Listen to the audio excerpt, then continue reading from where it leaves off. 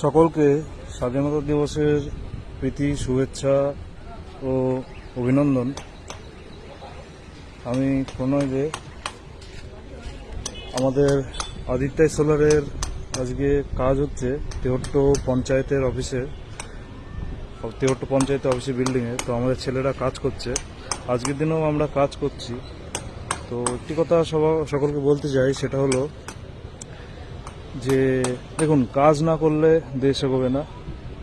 Japan সহ বিভিন্ন দেশে, বিশেষ করে জাপানে, বন্ধের দিন বা সরকারি যে ছুটিগুলো হয়, সরকারি অফিসিয়াল যে ছুটিগুলো হয়, সেই দিনগুলোতে মানুষ কিন্তু বেশি করে কাজ করে। বিশেষ করে ডোমেস্টিকে যারা আছে তারা তো আরও বেশি করে কাজ করে, কারণ সেখানকার মানুষ জানে যে আমরা কাজ করলে আমরা এগোবো, দেশ এগোবে।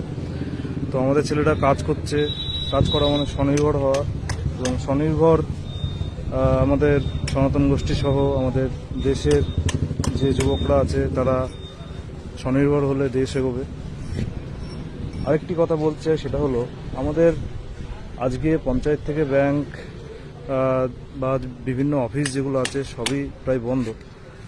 মানে সেইখানে অন্য দিনগুলোতেও কি হয়, ছুটি না থাকলেও ব্যাংকের বিভিন্ন স্টাফ, অফিসিয়াল বিভিন্ন স্টাফ, সকলকে বলছি না, তবে বেশিরভাগ এখন কিছু আছে যারা বিভিন্ন বাহানা বা অজুহাত দিয়ে কাজটাকে স্থগিত রাখে বা ডিলে করে বা করে না।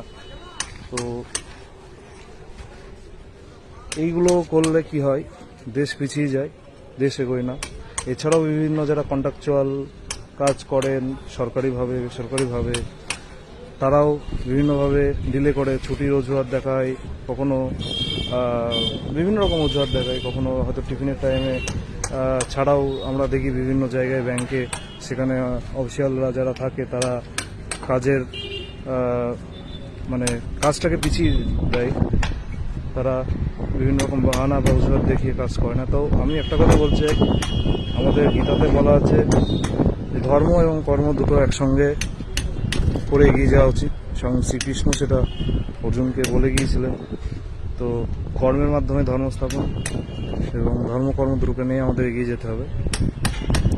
আজকে আমাদের দেশ ৭৮তম স্বাধীনতা দিবসে আবারও সকলকে শুভেচ্ছা, অভিনন্দন। আশা করি সকলে ভালো থাকবেন। আমরা পরে আবার একটি অন্য ভিডিওতে আসবো। সকলকে ধন্যবাদ। আমাদের ছেলেরা এখনো কাজ করছে।